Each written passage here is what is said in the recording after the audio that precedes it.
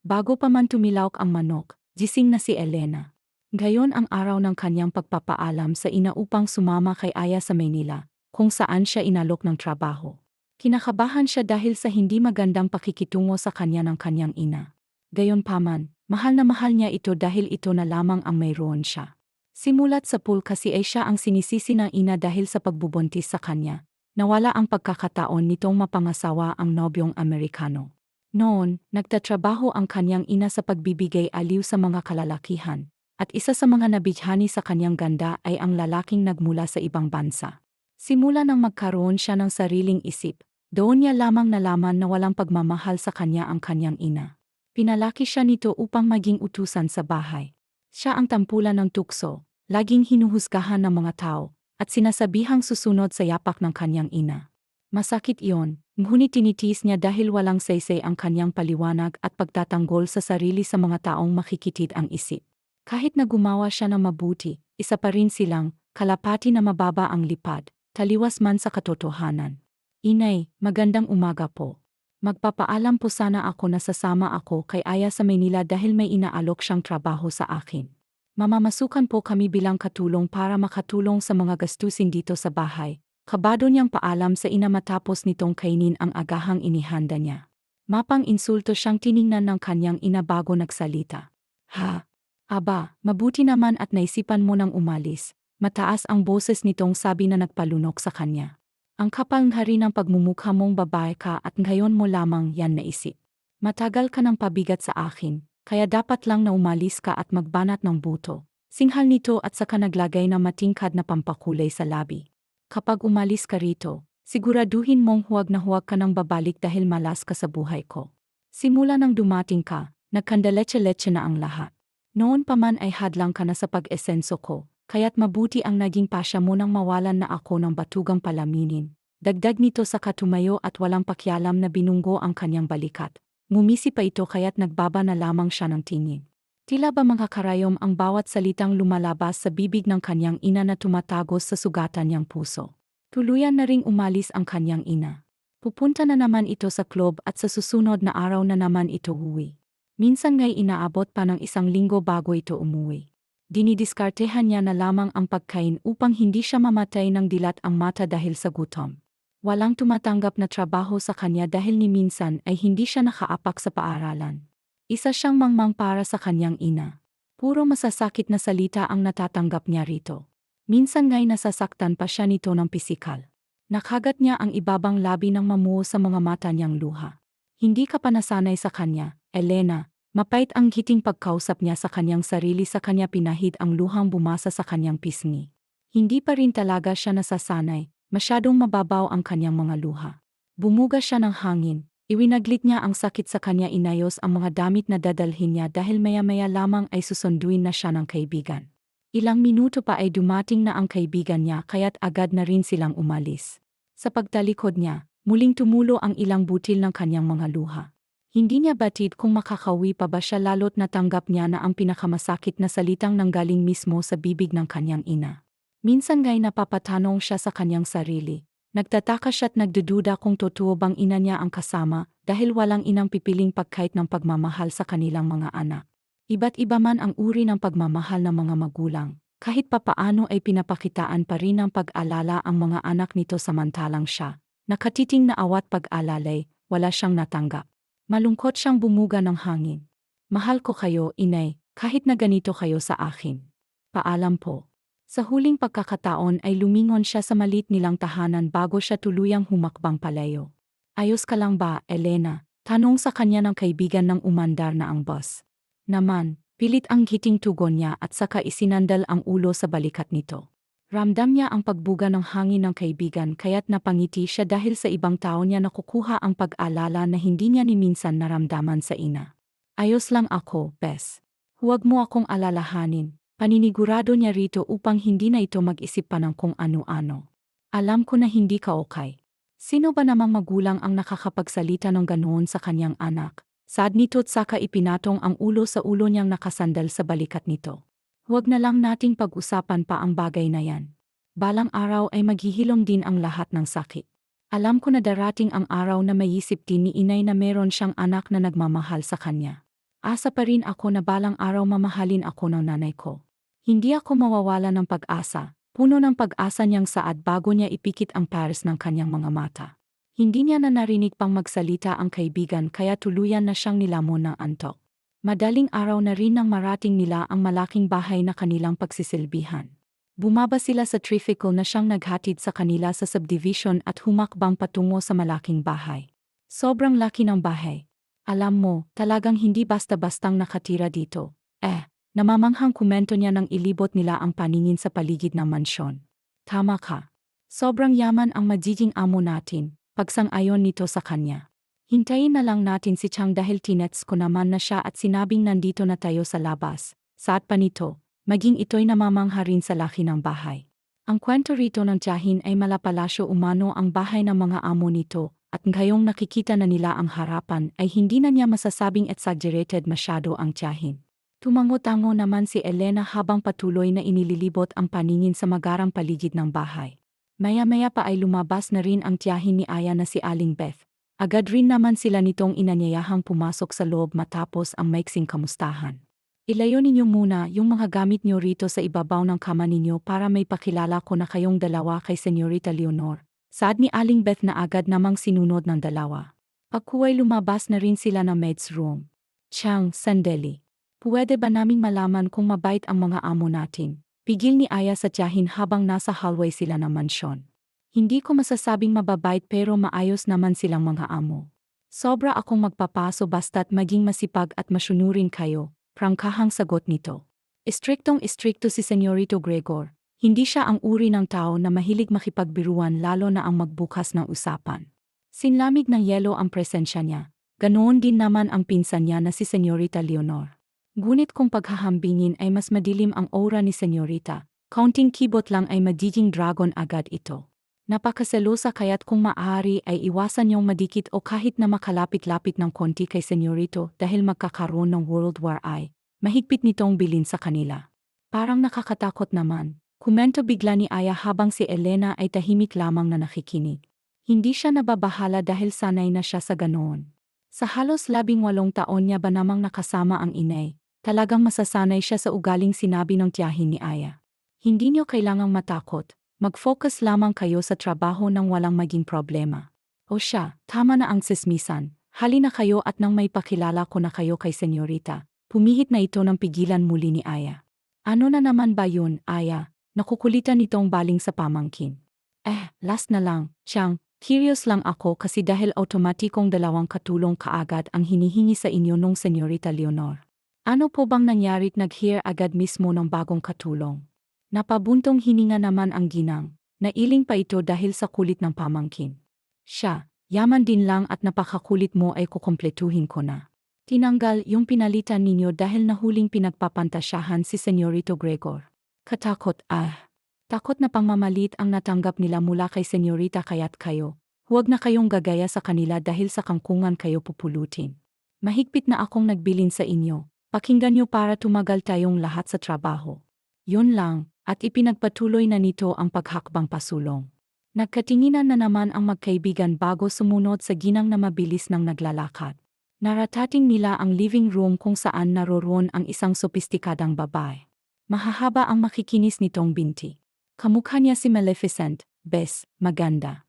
Kaso nakakatakot yung gandang taglay niya, parang nanunumpa. Bulong ni Aya kay Elena na kanina pang tahimik. Pinandilatan niya naman ang kaibigang wala na namang preno ang bibig. Nakuha naman nito ang ibig niyang sabihin kaya tumahimik na rin ito. Magandang hapon po, Senyorita Leonor. Pagkuha ni Beth sa atensyon ng among babae na abala sa hawak nitong dyaryo. Nasa salas ito, tahimik na binabasang nilalaman ng balita sa papel. Nandito na po yung mga makakatulong ko rito sa mansyon. Imporma nito kaya't ibinaba ni Leonor ang hawak na dyaryo at saka nagtaas ng tingin. Ito po si Aya, Senyorita, pamangkin ko po at ito naman pong kasama niya, ang kaibigan niyang si Elena. Tinupi naman ni Leonor ang dyaryo at saka, yon ipinatong sa babasaging misa. Seryoso nitong tiningnan ang dalawang babae na nakatayo sa likod ng kanilang mayordoma. Automatikong nagsalubong ang kilay nito nang huminto ang mga mata kay Elena. Pakiramdam niya'y banta ito sa pwesto niya. Mukha itong inosente, kabaliktaran ng kanyang pagkatao. Tumayo ito't lumapit sa nakayukong dalaga. Hinawakan niya ang panga nito at saka pinantay sa kanyang mukha. Nagngingit-ngit ang kalooban niya nang makumpirmang mas lamang ang itsura nito kumpara sa kanya. Nadin na niya ang hawak sa panga nito. Senyorita, nasasaktan niyo na po ako. Hirap niyang reklamo dito ngunit imbes na luwagan ang pagkakapigil pa nito. Pag-alala naman ang rumehistro sa mukha ng magtiya na gustong umawat. Ngunit matalim na tingin ni Leonor ang nagpatigil sa kanila. Mas masasaktan ka kapag nakita kitang dumikit-dikit sa mapapangasawa ko, gigil nitong sabi. Trabaho po ang pinunta ko rito. Hindi ho ako magiging karibal, lalong hindi ako magiging banta sa inyo, senyorita, kaya't pakiusap, alisan niyo na itong kamay niyo dahil nasasaktan niyo na po ako. Pigil matang pakikiusap niya. Senyorita, pakiusap, bitawan niyo na po si Elena. Sabat ni Beth na hindi kayang tignan lang ang pananakit na ginagawa ng amo sa dalaga. Ako na pong gagarantiyahan, matinong babae si Elena. Meron siyang respeto sa kapwa niyang babae kaya tama na po yan, pakikiusap nito. Doon lamang binitawan ni Leonor ang naluluhang dalaga ng gayon ay sapo ang nasaktang panga. I'm warning you, poor woman. Don't ever come near or even show yourself to my Fanny. Don't you dare not to keep what you promised. Binitin nito ang sasabihin saka sa kanya inilapit ang labi malapit sa tenga niya. Or else, I will bury you alive. Bulong nitong nagpatindig sa balahibo niya. Plastikan itong ngumiti pagkuway tumalikod at walang imik silang iniwanan. Tigalgal siya sa nangyari. Ano bang nagawa niya at palagi na lang ganito ang ikot ng buhay niya? Ipinanganak na lang ba talaga siyang malas? Alam niya sa sarili na pagbabanta sa buhay niya ang sinabi ni Leonor. Bagaman hindi siya nakakaintindi ng English ay ramdam niyang nanakot ang ibinulong nito. Bes, umalis na lang siguro tayo rito. Ang sama ng bruhang yun Obsessed na, baliw pa, nahahabag siyang yakap ng kaibigan. Ako na humihingi ng dispensa sa nangyari. Hindi kita pipigilan kung gugustuhin mong lisanin ang mansyon na ito ngayon din mismo. Saad naman ni Beth na naawa rin sa kanya. Humiling siya at pilit ng ngumiti. Hindi po ako alis, Aling Beth.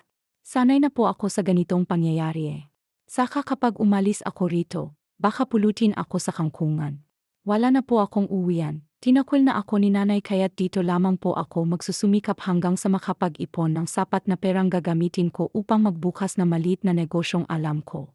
Anang napabuntong hininga sa magtiya, o siya, ikaw ang bahala. Simulan na lamang nating magtrabaho. Kailangan na nating ihanda ang hapunan nila, saad na lamang ni Beth. Tumango ang dalawang babae pagkuway iniwan na nila ang living room at dumiretso sa kusina. Sa kabilang banda naman ay nag-acting ang babaeng ipinipilit sa kanya ng mga magulang sa inosente at walang kalaban-labang katulong. Hindi niya na mabilang sa daliri kung ilang katulong na ba ang tinanggal at sinaktan nito dahil lamang binigyan niya ng konting pansin. Bilang amo, natural lamang na pansinin niya ang mga katulong.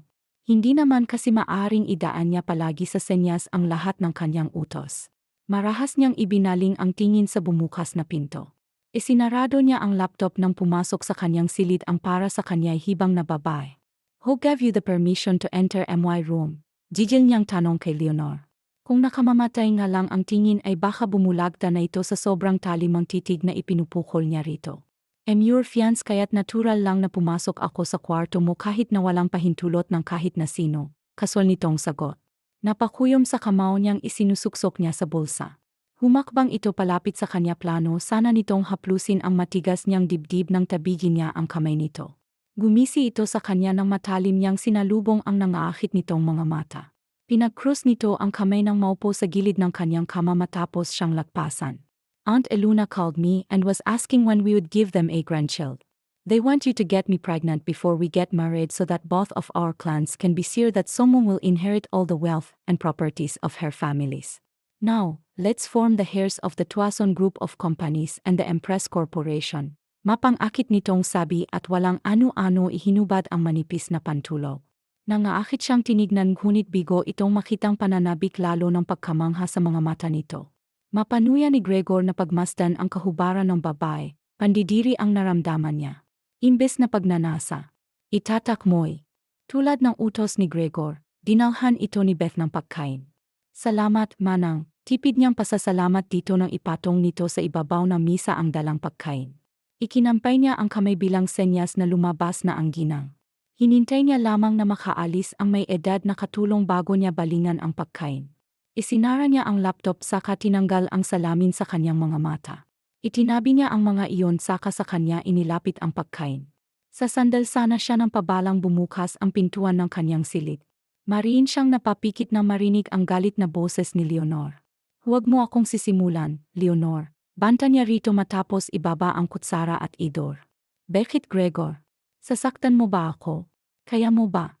Alam natin pareho na kung hindi dahil sa pamilya ko.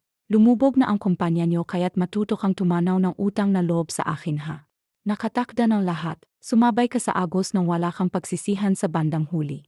Gampanan mo yung tungkulin mo. Bumaba ka roon at sabayan mo akong kumain. Huwag kang bastos sa anak ng sumagip sa negosyo nyo. Madiin itong sabi at saka pinag-cross ang kamay. Mapakla siyang tumawa nang pumihit siya paharap dito. Lem, nagpapatawa ka ba? Ang negosyo ng pamilya ko sinagip ng korporasyon nyo. Saang lupalop mo nakuhang impormasyon na yan? Nasaan ang pruweba mo? Wala kang alam sa buong pangyayari. Tinatak lamang ng mga magulang mo dyan sa makitid mong pag-utak na nang dahil sa inyo kaya kami mas lalo pang umanga. Abilidad at utak ang ginamit namin upang mas humigit ang negosyo namin. Kasunduan lamang ng dalawang matanda ang tungkol sa kasal na gusto nilang mangyari sa kani-kanilang mga apo. Hindi ako makapapayag na matali sa babaeng hibang. Hindi ako papayag na diktahan ng kung sino man. Sumasabay lamang ako sa agos na makakuha ng ebidensya mula sa masangsang na katulad mo nang sa ganon madali kong mababali ang kasunduan. Kompleto na ang lahat ng kailangan ko. Tamang oras na lang ngayon ang hinihintay ko kaya't kung ako sa iyo, mag-ingat ako. Walang kurap-kurap kung lilimasin ang utak mo't saka hindi ko alam kung ano man ang pinagsasasabi mo.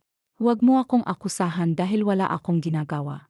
Dalhin mo yung pagkain sa baba dahil magsasabay tayo sa pagkain, matapang nitong sabi. Hindi ako sumasabay na kumain sa mga buwaya.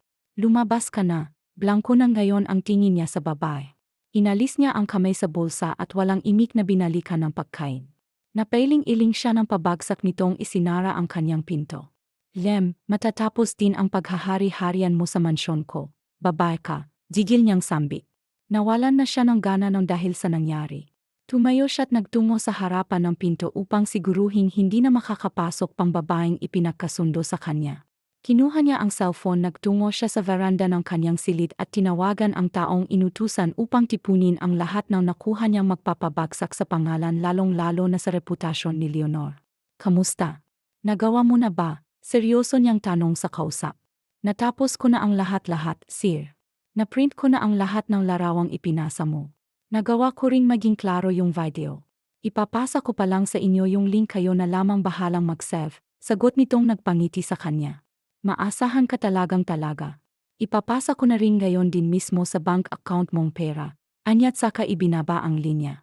Ibinusa niya ang cellphone at plano na sanang bumalik sa loob ng maagaw ng inosenteng dalaga ang atensyon niya.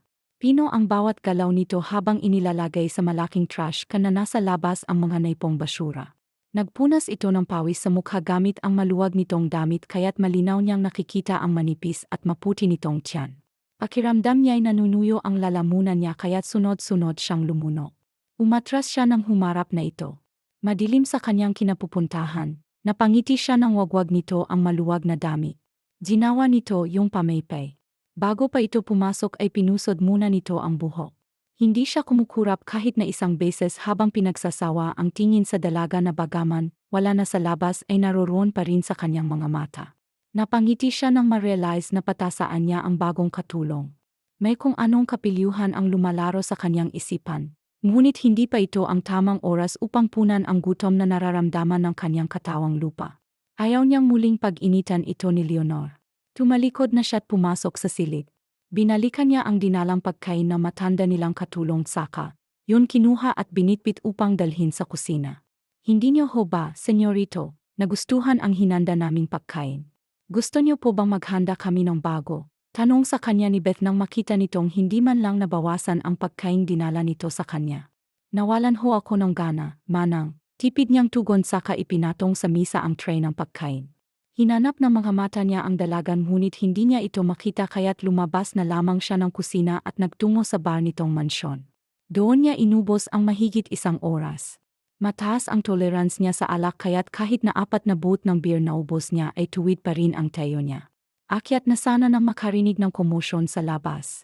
Malalaki ang hakbang na sinundan niya ang pinagmumulan ng Ingay at nang makitang kinukubabawan ni Leonor si Elena habang patuloy nitong sinasabunutan ay mabilis siyang lumapit dito at puwersahang hinila si Leonor. Nagtangis ang bagang niya nang makitang ilang kalmot sa mukha maging sa braso ng walang kalaban-labang dalaga. What the heck, Leonor? Wala ka na bang ibang alam gawin kung hindi ang saktan ang mga pumapasok ditong kasambahay? Asik niya sa hawak na babae. I saw you earlier, you were staring at that maid. Pag-akusa nito sa kanya habang duro ang dalaga. Rinig niya ang pagsinghap nila Aya at Beth na inaalalayan ng kasamahan. Pinagigitnaan ng mga ito ang dalaga. Kita niya ang awa ng mga ito para sa nasaktang kasamahan. Marahas siyang bumuga ng hangin. Hindi siya makapaniwala. Gumiti ng sarkastiko, pagkuway sinalubong ang mapag-aksayang tingin ng babae. Talagang babae ka. Humingi ka ng sorry sa kanyang gayon din mismo. Mading mandon niya rito. No, mariin itong tutol. Hinding-hindi ako hihingi ng sorry sa isang hampas lupa. Alam ko kung anong nakita ko, hindi ako hibang, Gregor, jit nito. Pilit nitong binabawi ang kamay na mahigpit niyang hawak. Humingi ka ng tawad ngayon din mismo dahil kapag tuluyang naubos ang pesensya ko sa iyong babae ka, talagang kakalat ka rin kitang palabas. Last warning ko na ito sa iyo, Leonor. Humingi ka ng tawad sa ginawa mo, puno ng gigil niyang utos at banta rito. Hindi sa kanya nakatakas ang rumihistrong takot sa mga mata nito. Fine, mabigat sa loob nitong pagsang-ayon sa kanilingon ang sinaktang dalaga. I'm sorry, madin niyang paghingi ng tawad. Marahas siyang napabuga ng hangin matapos ni Leonor pilit na humingi ng tawad kay Elena. Maging ang mapagbantay na tinging ipinukol nito sa dalaga ay hindi sa kanya nakaligtas. Fuck your things. Hindi ko na kayang makasama pa na matagalang sira-ulong kagaya mo rito sa pamamahay ko. I've had enough. Ngunit huwag kang mag-alala dahil magkikita pa naman tayo sa araw ng paghaharap ng mga pamilya natin. Pagkasabi hinila niya ito at tinala sa inukupang silid.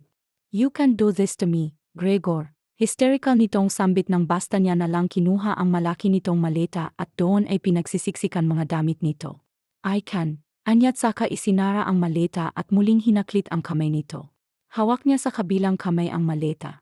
Saglit siyang huminto nang makitang tatlo sa hardin nakaupo ang mga ito sa gilid ng fountain. Pasimple niyang tiningnan si Elena. Saglit na naghinang ang kanilang mga mata dahil mabilis itong nag-iwas ng tingin. Pumipiglas si Leonor kaya't bumalik ang atensyon niya rito. Muli siyang humakbang. Madali lamang na bumukas ang gate dahil sensored yon. Jet out of my house. Pabalya niyang binitawan si Leonor kaya't sumalampak ito sa sementong ngunit agad ring tumayo at planong abutin ang mga kamay niya nang umiwas siya rito. Gregor, no please. I'm sorry. Nagsiselos lang naman ako eh. Minsan kasi hindi mo ako nagawang tignan ng matagal, para kang napapaso sa tuwing titingin ka sa akin, naluluhang paliwanag nito. Yun ay dahil sukang-suka ako sa pagmumukha mo. Umalis ka na. Pumihit siya at planong pumasok nang magsalita itong muli. No, you can do this nang dahil sa hampas lupang babae na yon kaya mo ako paalisin. Bakit? Dahil gusto mo na siya. Ganon ba? Gusto mo siyang dalhin sa ibabaw ng kama mo kaya mo ako itinataboy. Mabilis na nagbago ang kanina'y nagsusumamo nitong mukha. Ang mukha nito'y punong-puno ng galit.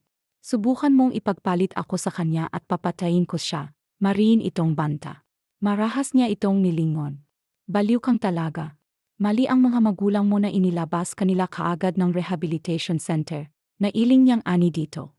Kita niya ang gulat na rumihistro sa mukha nito ngunit saglit lamang yon. Wala kang maririnig na paliwanag mula sa akin dahil hindi ko obligasyong gawin yon. Malamig niyang sambit sa katumalikod. Hindi mo ako mauuto, lalong hindi mo ako maloloko, Gregor. Gigil na anas ni Leonor bago nito tawagan ang isang taong pumupuno sa lahat ng pangangailangan niya. Lalaking handang gawin ang lahat para sa kanya. I'm sorry for what happened. Pangako, hindi ka na niya muling masasaktan. Sadya na, magpahinga na kayong lahat, mahinahong ani niya. Lumapit siya sa mga ito na nananatili sa gilid ng fountain. Tumayo si Beth at ganoon din si Aya. Inalalayan na magtya ang nasaktang si Elena. Pumasok na ang mga ito. Sinundan naman ni Gregor ng tingin ang dalagang pinagigitnaan ang magtya. Napabuga siya ng hangin. Konsensyang nararamdaman niya para sa dalaga. Wala naman itong ginagawang masamang ngunit na pag-initan ni Leonor. Malalim na ang gabing ngunit gising pa rin si Elena. Hindi niya maintindihan kung bakit pinagdadamutan siya ng antok. May kung anong kabang bumabalo sa dibdib niya na hindi niya mawari kung para saan. Batid niyang hindi dahil sa hapdi ng mga sugat niya at sa nangyari kanina kaya siya nahihirapang makatulog. Meron pang ibang ngunit hindi niya mawari kung ano. Pipilitin niya na sanang matulog muli nang katukin siya ng kaibigan. Mabilis siyang tumayo dahil sa nagmamadaling boses ni Aya na nagutos sa kanyang buksan niya kaagad ang pintuan ng inukupan niyang silid. "Oh, may problema ba?" tanong niya kaagad. Humahangos ito bago pumasok sa kanyang silid. "Maleki. Dahil ang nanay mo na aksidente. Ang sabi ni inay ay nasa ospital na at ang sabi pa ay namo daw yung dugo sa ulo. Kaya kailangan operahan. Medyo risky pero Elena, kailangan mo pa ring sumubok. Yun nga lang malaking perang kakailanganin para sa operasyon. Ang tanong saan tayo kukuha ng malaki-laking pera na sinasabi ng doktor?" Kwento nitong nagpahina sa kanyang tuhod. Kaya pala hindi siya mapakali ay dahil merong nangyaring masama sa mahal niyang ina. Nawalan siya ng balanse dala ng panghihina. Kung hindi siya naalalayan ni Aya ay baka bumagsak na siya sa sahig. "Kailangan kong umuwi, kailangan ako ni nanay." Nanginginig ang boses niyang sabi. Abot-abot ang kabang nararamdaman niya para sa ina. Hindi man siya nito mahal ngunit ito'y sobra niyang mahal dahil ito ang nagbigay buhay sa kanya. Hindi niya kakayanin kapag nawala ito. "Kumalma ka muna, Elena. Hindi ka maaring umuwi nang wala kang dalang pera. Pera ang kailangan kapag nasa loob ng ospital ang isang tao na nasa kritikal na sitwasyon. Subukan mong lumapit kay senyorito." Suwestyon nitong bigla. "Ang alam ko'y gising pa siya dahil nang pumunta ako rito nakita ko pa siyang kumuha ng tubig at bumalik din sa kwarto niya. Kailangan mo ng kapalan ng mukha mong gayon nang may salang na sa operasyon si Aling Eliza. Bruha man yang nanay mo responsibilidad mo pa rin siya bilang ikaw lang naman ang anak niya." Saat pa nito. Bumagsak ang luha sa kanyang mga mata. Nilinis niya ang lalamunan at tinitigan ang sarili. Wala siyang ibang maaring lapitan kung hindi ang kanilang senyorito kaya't kahit nag-alangan ay isinantabi niya yon dahil iyon ang kailangan niya sa mga sandaling ito. Susubukan kong lumapit sa kanyang gayon. Pinawi niya ang luhang bumasa sa kanyang pisngi at lakas loob na lumabas ng kwarto. Minabuti naman ni Aya na hintayin ang kaibigan habang si Elena ay nanginginig ang mga kamay na kumatok sa pintuan ng amo nilang si Gregor. "Senyorito, gising pa po ba kayo?" Naganda at utal-utal niyang tanong. Kakatok pa sana siyang muli nang biglang bumukas ang pinto at iniluwa ang lalaking topless. Magulo ang buhok at amoy alak. Napalunok siya nang hawakan nito ang baba niya. Ipinantay nito ang kanilang mga mata. "May kailangan ka ba?" Paos nitong tanong. Napakurap-kurap siya dahil ilang dangkal lamang ang layo ng kanilang mga labi. Nailang siya sa kanilang posisyon. Tumikim siya't nilakasan ang loob. "May sadya po ako, senyorito Kakapalan ko na po ang mukha ko. Nasa ospital po si inay at kailangan namin ng pera para sa operasyon." 5 milyon, putol nito sa kanya. Namilog ang mga mata niya sa narinig. 5 milyon ang mapapasayo basta't maging akin kang ngayong gabi. Kondisyon nitong ikinakunot ng kanyang no. "Hindi ako mariin niyang gi. Alam ko, ngunit pwede bang ngayong gabi maging akin ka? I need you." Nagsusumamo ang tono nito. Nangungusap rin ang mapupungay nitong mga mata. Nakagat niya ang ibabang labi habang ang mga kamao niya ay mahigpit ang pagkakasara. Sinabi niyang kailanman ay hindi tutulad sa trabaho ng inan ngunit ngayon heto siya. Nakahandang lunukin ang pangako sa sarili alang-alang sa nag-agaw buhay niyang ina. Bumuga siya ng hangin bago muling salubungin ang tingin sa kanya ni Gregor. "Ibigay mo muna sa akin ang pera. Kailangan ko makasiguro," tuso niyang sabi. Gumiti ito't saka tumango. "Halika sa loob." Niluwagan nito ang pagkakabukas ng pinto. Umatras ito upang bigyan siya ng daan. Panay ang lunok niya habang inihahakbang ang paa sa loob ng silid ng lalaki. Sinundan niya ng tingin si Gregor nang gayon ay binubuksan ang safe. Halos masilaw siya sa napakaraming gold bars na nasa loob ng safe. Bukod sa ginto ay punong-puno rin ang loob nito ng pera. Nagbaba siya ng tingin nang humarap sa kanya si Gregor. Hawak-hawak ang napakakapal na pera. Mariin niyang naipikit ang kanyang mga mata nang kunin nito ang kamay niya at doon ay inilagay ang perang sinabi nito sa kanya. 5 milyon in cash. "Nasunod ko na ang kondisyon mo. Gayon ako naman ang hihingi sa iyo ng pabor. Humiga ka at hayaan mo akong damhin ka ngayong gabi." Malamyos nitong sabi na nagpanginig sa buo niyang kalamnan. Pinatunog ni Gregor ang daliri kaya't otomatikong namatay ang mga ilaw. Tanging liwanag ng buwan na lamang ang tumatanglaw sa madilim niyang silid. Dahan-dahang nagtungo sa gitna ng kama ang kinakabahang si Elena. Kabado siyang humiga at hinintay ang gagawin ng lalaking pinagbentahan niya ng kainosentehan. Mas kumabog pa ang dibdib niya ng kababawan na siya nito. Nahigit niya bigla ang hininga ng sakupin nito ang kanyang labi. Hindi niya alam kung anong i-react. Gustong magprotesta ng utak niya, sinasabi nitong itulak ito at maghanap ng iba pang paraan. Ngunit taksil ang katawan niyang nagugustuhan ang mainit nitong mga haplos sa iba't ibang parte ng kanyang katawan. Bulabog na kuryente ang dumadaloy sa kanilang mga katawan nang bumagsak sa sahig ang kanilang mga saplot. Tuluyang inihanda ni Elena ang sarili. Ramdam niya ang unti-unting pagkapunit ng sariwa niyang hiyas. Halos kapusin siya ng hangin nang tuluyan niya itong maramdaman. Abot na abot nito ang sukdulan. Wala na siyang maintindihan sa sumunod na pangyayari. Basta tangi niyang natatandaan ang magising ay makailang ulit siyang inangkin ni Gregor. Bagaman masakit ang napunit niyang hiyas ay maingat pa rin siyang bumangon nang hindi magising ang nakayakap sa kanyang binata. Dahan-dahan niyang inalis ang kamay nitong nakayakap sa kanyang biwang. Huminga siya na malalim bago tuluyang umalis sa ibabaw ng kama. Hinanap niya ang damit at nang makita ang mga iyon ay agad niyang isinuot.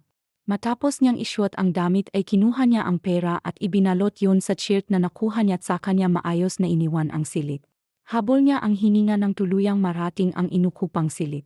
Tulog si Aya sa kanyang kama kaya't agad niya itong ginising. Alis siyang gayon din mismo at hindi na muli pang babalik lalong hindi na muli pang magpapakita sa lalaking umangkin sa kanya. Aya, gumising ka na. Sinampal-sampal niya ito sa pisngi na mabilis niya itong magising. Anong oras na ba? Inaantok pa, nitong tanong. Hindi ko alam pero kailangan ko na umalis dito. Sa sinabi niya ay otomatikong nagmulat ng mga mata ang kaibigan. Gulat itong tumingin sa kanya. Ano yan? Puno ng kuryosidad nitong tanong sa kanyang lig. Ba't ang dami mong batik-batik na pula? Wala naman yan kagabi taka pa nitong tanong. Mahabang kwento kung isasalaysay ko sa iyong ngayon. Baka magising na si Senyorito Hindi na ako magpapaabot pa ng liwanag rito. Sasabihin ko sa iyong lahat ngunit tulungan mo muna akong makaalis, pakikiusap niya. Nagpasalamat siyang hindi na nagpumilit pa si Aya na sagutin niya ang tanong nito. Tumayo na ito at tinulungan siyang magligpit ng gamit. Ayaw ni Aya na malayo sa kanya kaya't ora mismo'y nagdesisyon na uwi na rin. Nangako naman siyang bibigyan ito ng pera kapag tuluyan na silang nakabalik sa kanilang probinsya. Nag-iwan na lamang sila ng sulat nang sa ganon ay hindi sa kanila mag-alala ang ginang na nagpasok sa kanila sa trabahong ito. Bandang 5 oras ng umaga na rin sila nakaalis na mansyon. Tuluyan na ring ikinuwento ni Elena ang lahat ng nangyari sa kaibigan. Bagaman nagulat ay wala siyang narinig na panghusga mula rito dahil tunay niyang kaibigan si Aya, kapatid na ang turing nila sa isa't isa. Dinamayan siya nito at iniintindihan nga kung ano man ang mangyari hindi siya kailanman iwan. Maraming salamat, Aya. Kung wala ka, hindi ko na alam ang gagawin ko. Napakaswerte ko dahil meron akong matalik na kaibigang kagaya mo. Kaibigang hindi ako itinuring na ibang tao. Emosyonal niyang pasasalamat dito nang umandar na ang boss na sinakyan nila pabalik ng kanilang probinsya. You're welcome. Sino pa bang magdadamayan? Siyempre tayong magkakaibigan. Tumahan ka na. Magiging okay din ang lahat. Ano man ang maging resulta nito'y manana ako sa tabi mo. Hindi ako alis hanggat hindi mo sinasabi. Yakap siya ng mahigpit nito. Napangiti siya. Nagagalak ang puso niya dahil merong tao na handang samahan siya. Sa mansyon naman ay tuluyan nang nagising si Gregor. Nasapo niya ang naong kumikirot. Kinapa niya ang kama at nang hindi niya makapa ang katabi ay napabalikwas siya ng bangon. Pulang mansa ang naiwan ng dalaga sa kanyang kama. Gumuhit ang ngiti sa kanyang labi nang malinaw niyang maalala ang nangyari sa kanila kagabi. Wala siyang pagsisising nararamdaman. Mukhang tinamaan siya ng lintik. Umalis siya sa ibabaw ng kama at sa kanya pinulot ang nagkalat niyang saplot. Minabuti niyang maligo muna bago lumabas ng silid. Manang Beth, may problema ba? Agad niyang tanong rito na madatnan niya ito sa salas habang hawak ang isang piraso ng papel. Umali na po si Senyorita siya at Elena, malungkot nitong sabi. Magsasalita pa lamang sana siya nang bumukas ang main door ng kanilang mansyon at iniluwan noon ang mga magulang niyang nagpupuyo sa galit. Mabilis sa kanyang lumapit ang ama at walang anu-anong pinadapo nitong kamao sa kanyang labi. Nabuwal siya dahil hindi niya inaasahang gagawin yun ng ama sa kanya. Rodolfo, ang sabi ko, huwag mong sasaktan ang anak natin. Hindi ka na naman tumupad sa naging kasunduan natin bago pa man tayo pumunta rito. Pigil ni Luna sa asawang nagpupuyos sa galit para sa kaisa-isang anak. Hindi ako matatahimik kung hindi ko bibigwasan ng sira-ulong to. Tumayo ka diyan, Gregor. Ipaliwanag mo sa amin kung bakit mo pinaalis ang mapapangasawa mo. Gigil nitong sambit. Matalim ang mga matang nakatingin sa napapailing na anak. Ang dali niyong magtiwala sa babaeng yon. Pinunasan niya ng hinlalaki ang pumutok niyang labi. Tumayo siya't nakipagtagisan ng tingin sa ama. Wait for me here. I'll give you the proof na hindi niyo dapat pinapars ang babaeng yon sa hiniko hidyo niyo. Seryoso niyang saad at basta na lang tinalikuran ang mga magulang. Kinuha niya sa kanyang silid ang ipinadala sa kanya ng binayarang tao, maging ang laptop niya na merong nakasalpak na USB. Dinala niya na rin. Pagbalik niya sa salas ay ipinatong niya sa misa ang laptop. Matapos ay ibinigay ang napakaraming kuha ng larawan ni Leonor kasama ang tatlong lalaki. Iba't iba ang kasama nito sa bawat gabing dumadaan. Gulantang ang mag-asawang tuwazon nang isa-isahin ang larawang ibinigay sa kanila ng anak. Awang ang kanilang mga bibig matapos makita ang lahat ng printed pictures ni Leonor na nakikipaghalikan sa iba't ibang lalaki sa loob at labas ng bar. Here's another proof. Take acid dahil hindi ko kayo masasalo ng sabay kapag nakita niyong nilalaman ng video. Sinimulan niyang i-play ang video ng Akain Paupo ang mga magulang. Oh Dios mio! Ito ba talaga ang babaeng nice ni Papa para sa'yo? Nakakapanghina ng kalamnan, nakakasuka, nakakahiya bilang babae. Gumawa ka ng paraan, Rodolfo.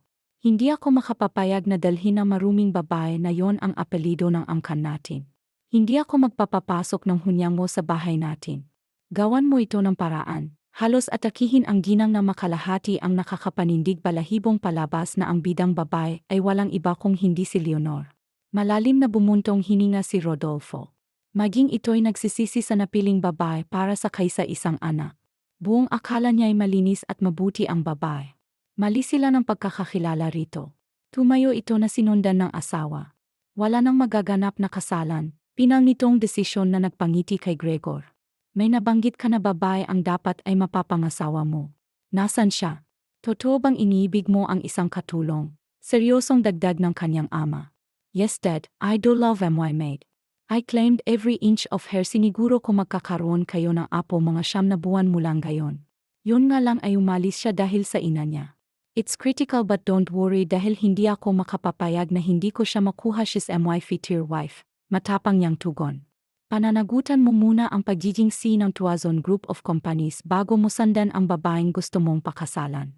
Hindi magiging madali ang pagbabanbat kung tatayo ka na kasama ako, at ang iyong ina ay hindi magiging mahirap ang lahat.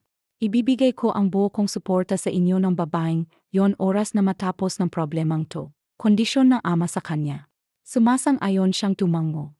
Hindi niya tatakbuhan ang posisyon sa kumpanyang itinayo ng namayapang abuelo. Gayong araw din mismo ay ipinatawag ng ama niyang chairman ng board of directors kung saan kasama ang ama ni Leonor sa huling pagpupulong ay doon inilabas ni Gregor ang lahat ng baho ng mag-ama. Gulat na gulat ang mga tao sa silid na iyon maging si Rodolfo ay hindi inaasahan ang huling pasabog ng anak. Hindi niyo kailangang panghinayangan ng isang anay, Dad. Nawalan kayo ng alahas sa kumpanya at hindi ng isang kaibigan. Tinapik niya ang braso ng ama bago tapusin ang pagpupulong. Nagpaalam siya sa lahat at diretso ng lumabas. Sa kabilang banda naman ay team na nagdarasal si Elena sa harapan ng chapel ng ospital. Ipinagdarasal niya na sana maging matagumpay ang operasyon ng mahal niyang ina. Elena. Malungkot ang boses, natawag sa kanya ng kaibigan nang ipatong nito ang kamay sa kanyang balikat. Nag-angat siya ng mata at saka siya tumayo mula sa pagkakaluhod. Meron na bang lumabas mula sa paos niyang tanong sa kaibigan. Meron at hinahanap ka na nila. Iwas ang mga matang sagot nito sa kanya. Tila umatras ang dila niya sa nakitang ekspresyon ni Aya.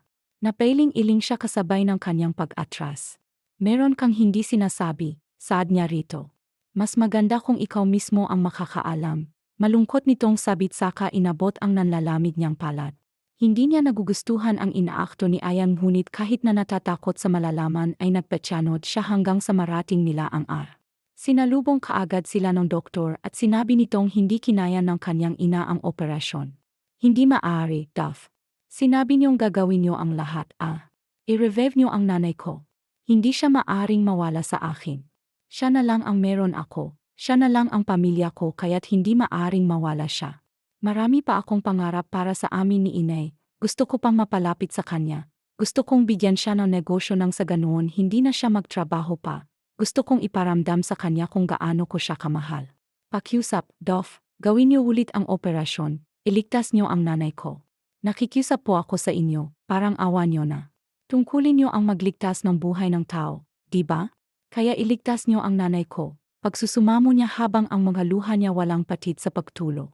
We did our best ngunit hindi na kinaya pa ng pasyente. I'm sorry pero wala na kaming magagawa. Doktor kami at hindi Diyos. Malungkot na saad ng doktor bago pumihit paleo. Umiling siya at kahit na nanghihina ang mga tuhod ay humakbang siya papasok na Kuya, sandali lang muna. Bigyan niyo muna ng oras ang kaibigan ko. Ani aya sa dalawang lalaki na nakaasang upang dalhin ang wala ng buhay na ginang sa morgue. Tumango naman ang mga ito bago lumabas. Nasa likod lamang siya ng nagluluksong kaibigan. Nay, ang sakit po. Ang sakit na makita kayong nandito. Gusto kong maramdaman yung init na yakap nyo. Pangarap ko po yun eh. Pangarap ko pong yakapin kayo ng sobrang higpit.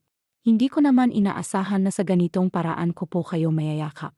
Kung alam ko lamang po na malamig na bangkay ko na kayo mayayakap sana noon pa naglakas loob na po ako.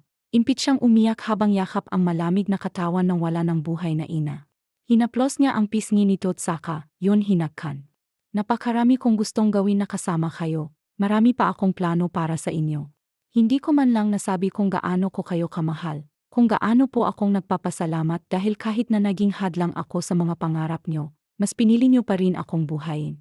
Patunay lamang po yun na mahal nyo ako, mahal na mahal ko po kayo, Inay. Patawad kung hindi ako naging sapat, patawad sa pagiging mangmang kong anak sayo. Gusto ko lamang pong sabihin na mahal ko kayo. Hinagkan niyang muli ang ina bago muling yumakap sa malamig nitong katawan. Masakit man ngunit kailangan niyang tanggapin na hanggang dito lamang talaga ang buhay ng kanyang ina. Sisiguraduhin niya na lamang na makakamit ng kanyang ina ang nararapat na hustisya sa pagkawala nito. Kung kinakailangang ubisin niya ang perang ibinigay sa kanya ni Gregor mahuli lamang ang nakasagasa sa kanyang inay, gagawin niya. 4 na araw ang naging pagluluksa ni Elena bago tuluyang pakawalan ang ina. Kahit papaano ay gumaan ang mabigat niyang dibdib nang mahuli na rin sa wakas ang nakasagasa sa yumaong magulang. Mas lalong gumaan ang pakiramdam niya nang tuluyang hatulan ng guilty ang lalaki. Nakamit na rin po natin sa wakas ang hustisya, Nay. Matatahimik na rin po tayo, bulong niya sa hangin matapos tapusin ng judge ang paghukom sa loob ng korte. Kasalukuyan siyang nag-isa sa loob ng kanilang bahay. Wala si Aya dahil merong nilakad na importante kaya't imbes na magmukmok ay naglilinis na lamang siya't nag-alis ng mga gamit na hindi naman niya gagamitin. Tagaktak ang pawis niya nang mapahinto sa pagsasalansa ng mga naipong basura matapos mahulog sa nakaipit na notepad ang isang larawan. Pinulot niya yon at pinakatitigan Meiji. Si ina ito, pero sino itong lalaki na nasa tabi niya? Kanyang tanong.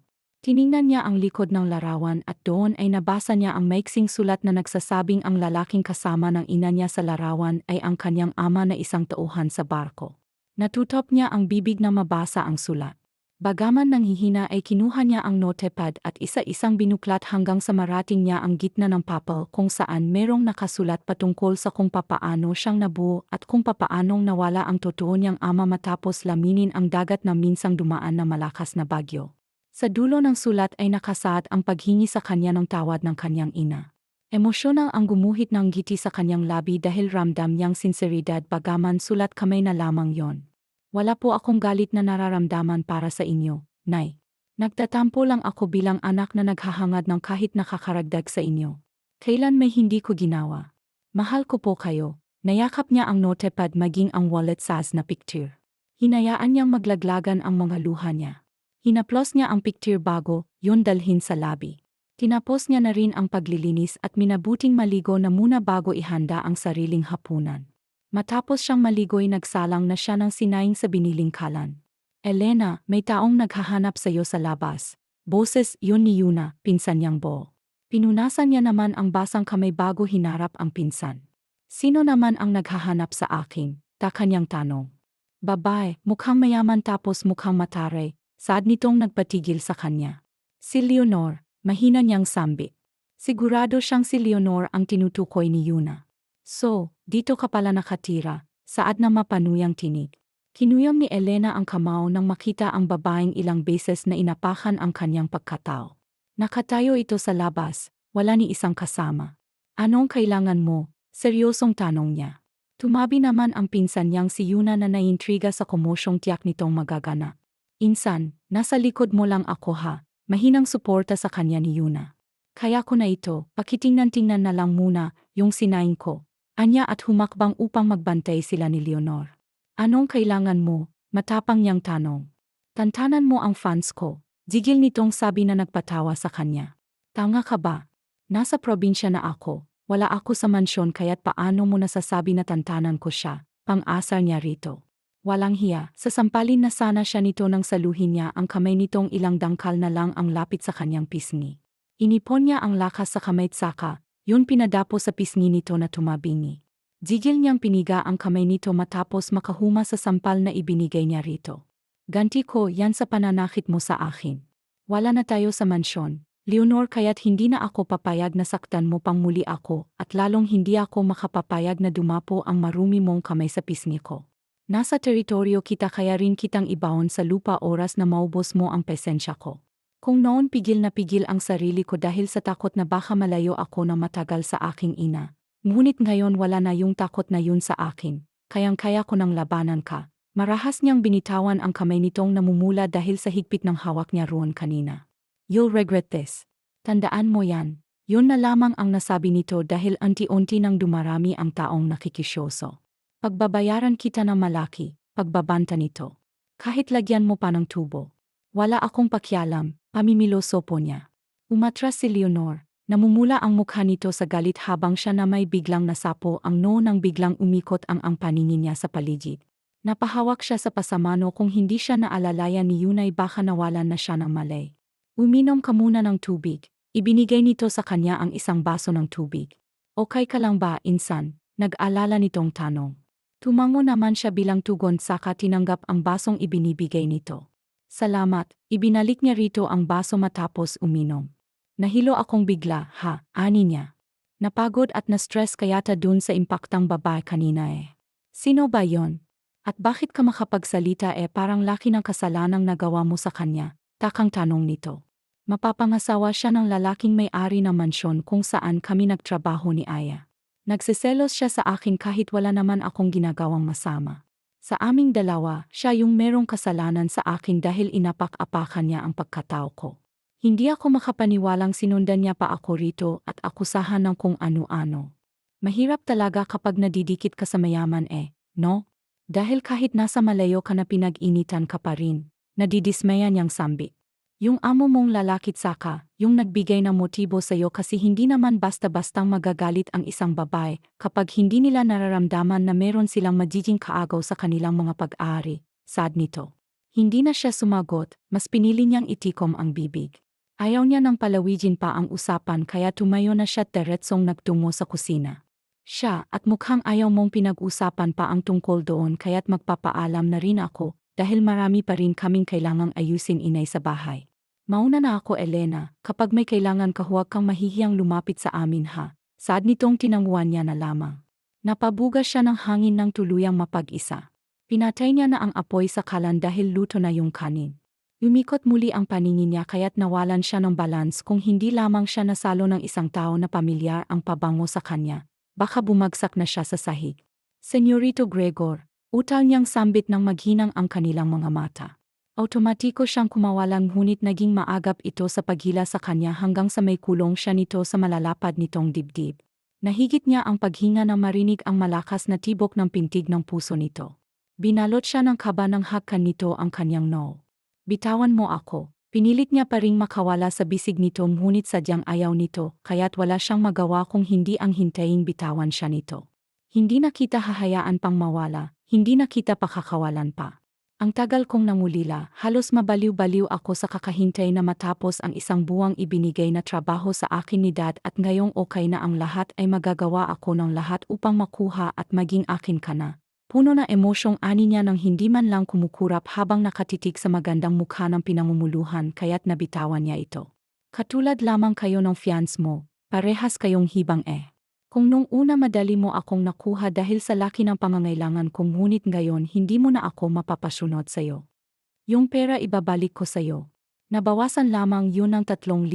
Sobra-sobra, yung perang ibinigay mo kaya't ibabalik ko na. Tapang-tapang ang tura niya at plano na sanang pumihit upang kunin sa ilalim ng kanyang kama ang bag ng pera nang pigilan siya nito. I don't need the money. All I need is you. Hindi man kapanipaniwala para sa iyong ngunit minahal kita nang hindi ko sinasadya. Isinama mo ang puso ko sa pag-alis mo. Handa kong gawin ang lahat makuha lang ang puso mo. Kami ni Leonor, wala na. Natapos na ang kasunduan ng mga pamilya namin at dahil sa bahong tinatago ng babaeng, yon natuldukan na ang lahat sa amin. Dadalhin siya ng mga magulang niya sa States upang doon ay let me prove my love, nang sa ganoon ay maniwala kang totoong nararamdaman at ang intensyon ko sa'yo, Elena. Please let me enter your heart, pagsusumamo niya. Pasensya ka nang ngunit hindi kita kayang pagbigyan sa ngayon.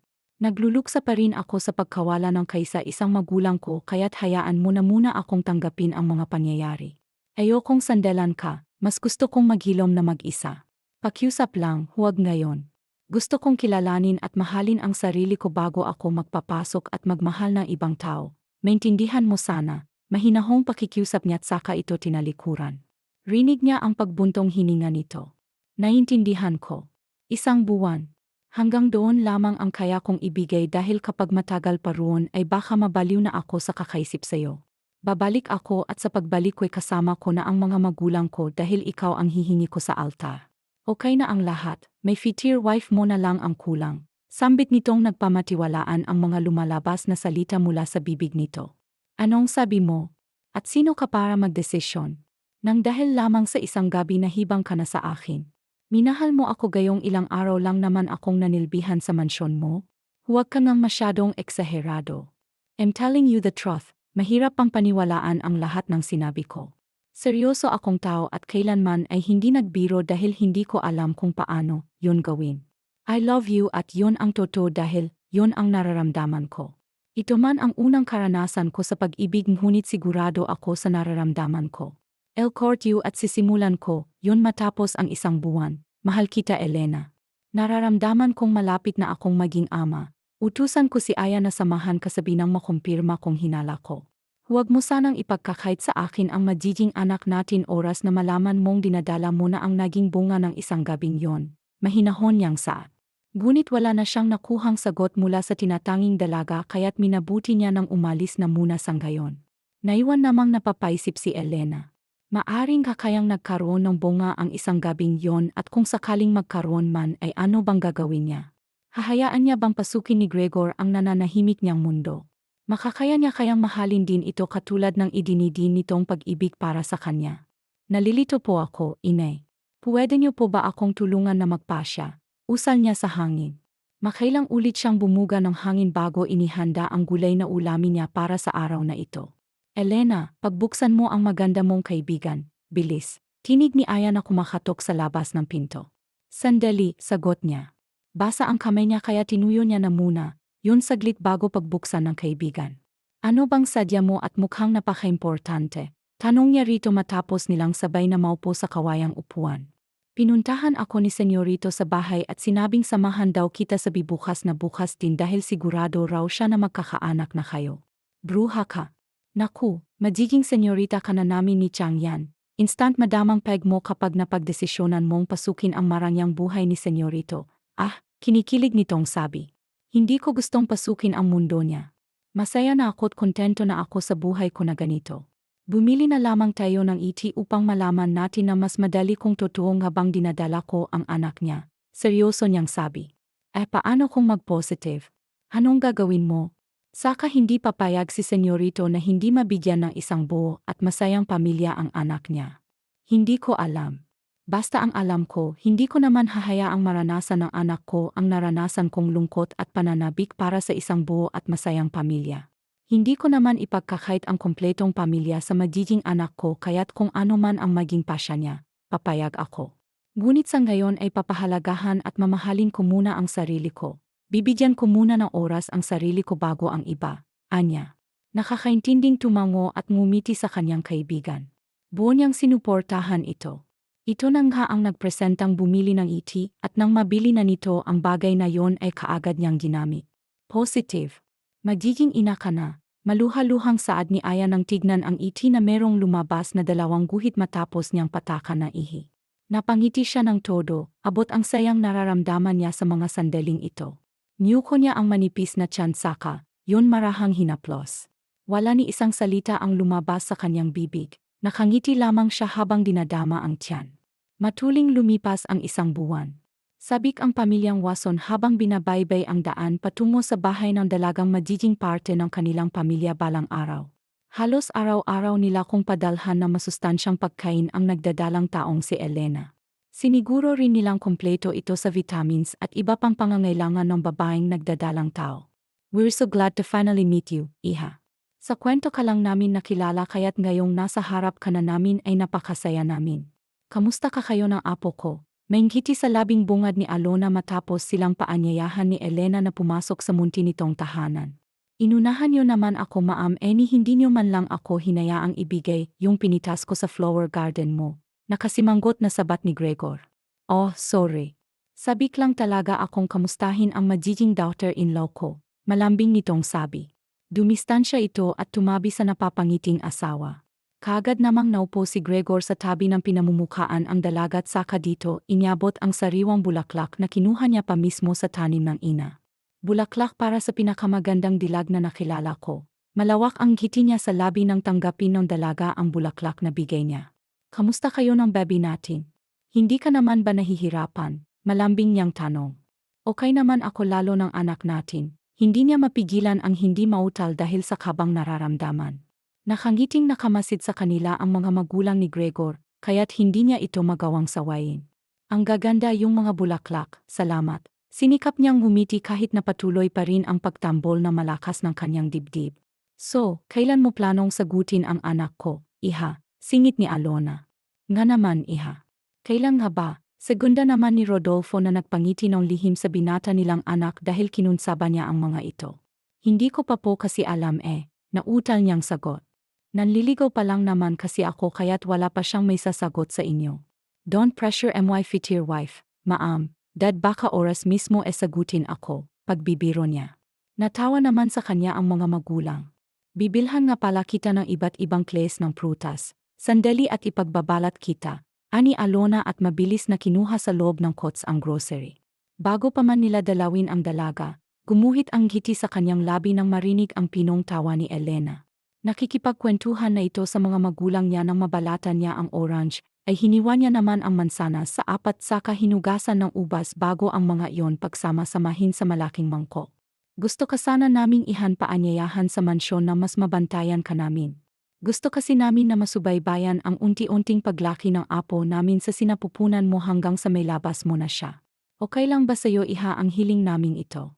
Naruruan na naman ang kaibigan mong si Aya sa manson kaya't hindi ka mabuburo. Saad ni Alona matapos nilang kainin ang ipinahanda nilang pagkain kay Beth na dinala nila upang pagsaluhan sa bahay ng dalaga. Saji po, nakangiti niyang pagsang-ayon.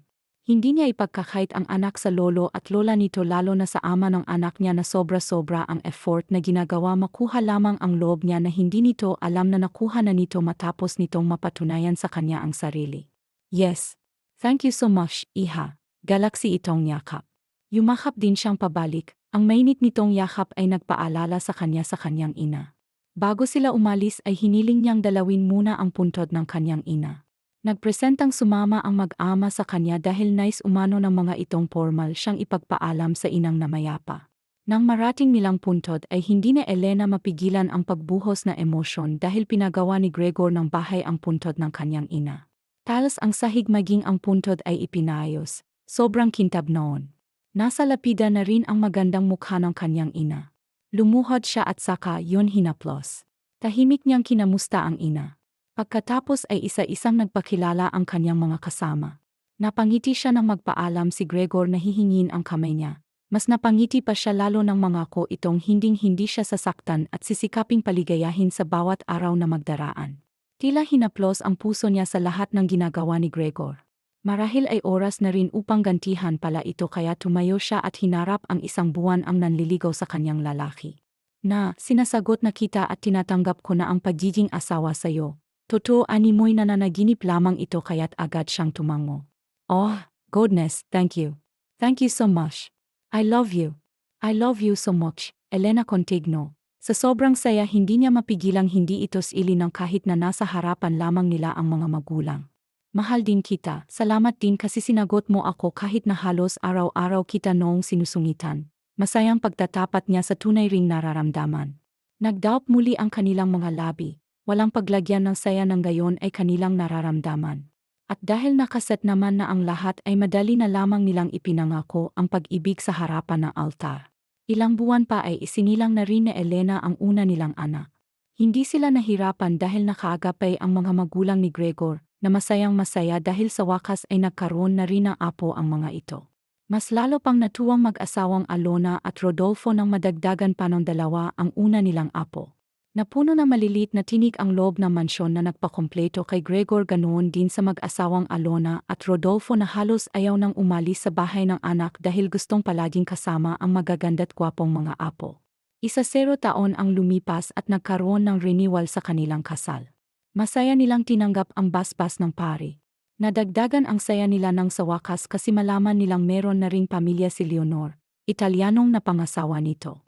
Minahal nito si Leonor, ipinadama na ito ang pinakamagandang babae sa lahat kaya't nawalang insecurity maging ang inang babae sa sarili. Si Aya naman ay nagkaroon na rin ng pamilya. Taga doon lamang sa probinsya nilang napangasawa nito. Bagaman simple ay maayos at hindi naman kinakapos. Nagretiro na rin si Aling Beth at hindi na ito kaya pang magtrabaho. Sa ngayon ay kontento na ang mag-asawa sa buhay na meron sila, kontento't wala nang hinihiling pa na kahit na ano. Masaya si Elena na natagpuan niyang wagas na pag-ibig sa mabait at gwapo niyang asawa. Wala siyang masasabing masama o kahit na anong kapintasan sa pagiging haligi nito dahil sumobra pa sa expectations niya ang inisip na kakayahan ng asawa. Masasabi niyang siya ang pinakamaswerteng babae habang si Gregor ay masasabi niya namang siya ang pinakamaswerteng lalaki dahil nagkaroon siya ng asawang mabait at napakamaawain, asawang pinahahalagahan niya ang nararamdaman nito. Pinapakinggan at narerespeto kaya't naging magaan ang pagsasama nila hanggang sa lumipas pang maraming taon. Wakas.